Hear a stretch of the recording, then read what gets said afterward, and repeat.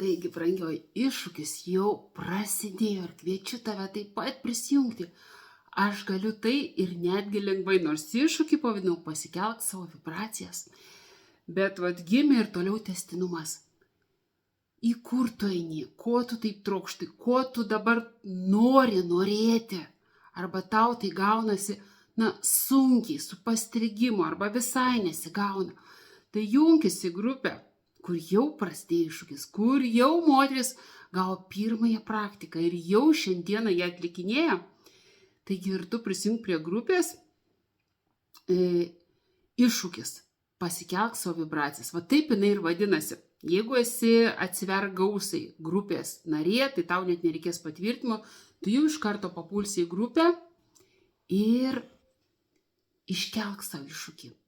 Pasakyk savo tam, kur tau dabar labai sunku, kur tu jautiesi silpna arba kur jauti, kad nori pasikoreguoti.